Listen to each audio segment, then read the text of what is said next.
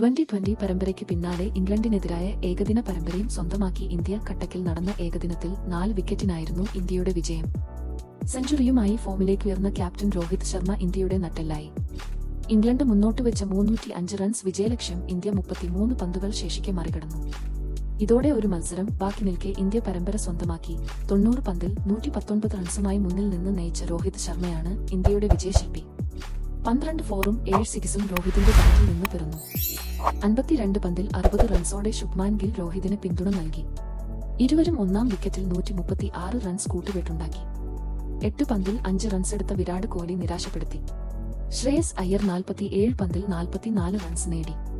KL രാഹുലിനും ഹാർദിക് പാണ്ഡ്യയ്ക്കും 10 runs വീതമേ കണ്ടെത്താനായുള്ളൂ.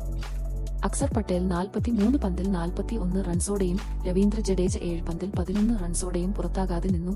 ടോസ് നേടി ബാറ്റിംഗ് തിരഞ്ഞെടുത്ത ഇംഗ്ലണ്ടിന് സാൾട്ടും ഡക്കറ്റും ചേർന്ന് നല്ല തുടക്കമാണ് നൽകിയത്. 81 റൺസിന്റെ ഓപ്പണിംഗ് കൂട്ടുകെട്ട് അവർ ചേർത്തു. സാൾട്ട് 26 റൺസ് എടുത്ത് വരുൺ ചക്രവർത്തിയുടെ പന്തിൽ പുറത്തായി. ഡക്കറ്റ് 56 പന്തിൽ നിന്ന് 65 റൺസ് ആണ് എടുത്തത്. 31 റൺസ് എടുത്ത ബ്രൂക്ക്, 34 റൺസ് എടുത്ത ബട്ട്ലർ എന്നിവരും നല്ല സംഭാവന നൽകി. റൂട്ട് 72 പന്തിൽ 69 റൺസുമായി ടോപ്പ് സ്കോറർ ആയി. 6 റൺസ് എടുത്ത ഒവേർട്ടനെ ജഡ്ജ് പുറത്താക്കി. അവസാനം ലിവിങ്സ്റ്റന്റെയും 32 പന്തിൽ 41, ആദിൽ റഷീദിന്റെയും 5 പന്തിൽ 14 ഇന്നിംഗ്സ് ഇംഗ്ലണ്ടിനെ 300ലേക്ക് എത്തിച്ചു. ഇന്ത്യക്കായി രവീന്ദ്ര ജഡേജ 10 ഓവറിൽ 35 റൺസ് മാത്രം വഴങ്ങി 3 വിക്കറ്റ് വീഴ്ത്തി. ഹർഷിത് റാണ, ഹാർദിക് പാണ്ഡ്യ, വരുൺ ചക്രവർത്തി, മുഹമ്മദ് ഷമി എന്നിവർ ഓരോ വിക്കറ്റ് വീതം വീഴ്ത്തി. മൂന്നാം ഏകദിനം ബുധനാഴ്ച അഹമ്മദാബാദിൽ നടക്കും.